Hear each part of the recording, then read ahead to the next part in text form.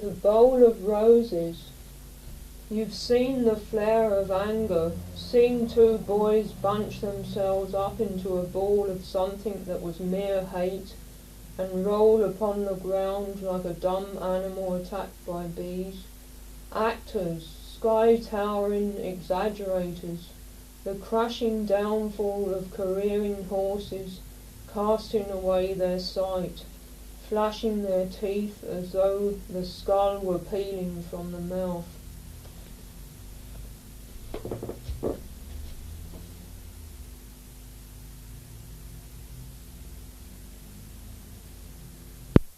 But now you know how such things are forgotten, for now before you stands the bowl of roses, the unforgettable, entirely filled with that extremity of being and bending, prefer beyond all power of giving, presence that might be ours, that might be our extreme.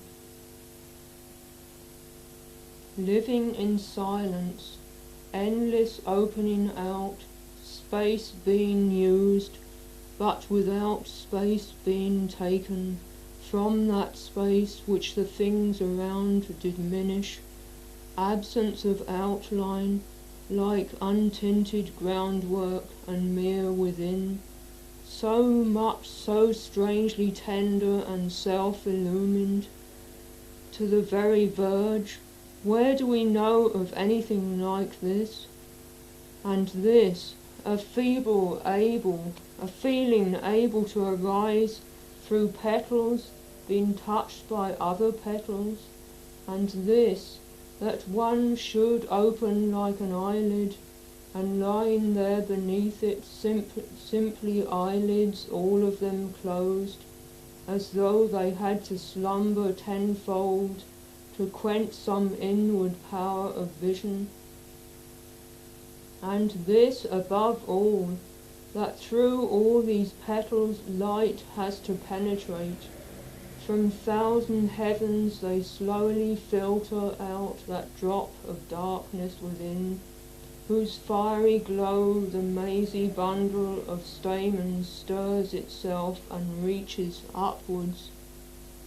And then the movement in the roses, look, gestures deflected through such tiny angles, they'd all remain invisible unless their rays ran streaming out into the cosmos.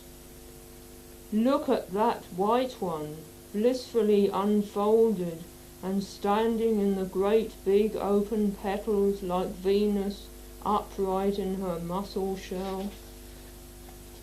Look how that blusher there, as in confusion, has turned towards a cooler bloom, and how the cool one is unfeelingly withdrawing, and how the cold one stands wrapped in herself among those open roses, doffing all. And what they doff, the way it can appear now light, now heavy, like a cloak, a burden, a wing, a domino, it all depends, and how they doff it, as before the loved one. What can they not be? Was that yellow one that lies there hollow, open, not the rind upon a fruit, in which that self-same yellow was the intenser orange ruddier juice? And did her blowing prove too much for this one, since, touched by air, her nameless rosiness assumed the bitter aftertaste of lilac? And is not yonder cambric one a dress, wherein, still soft and breath-warm, clings the vest flung off among the shadows of early morning by the woodland pool? And what's this opalescent porcelain, so fragile but a shallow china cup, and full of little shining butterflies, and that containing nothing but herself? And are not all just that, just self-containing?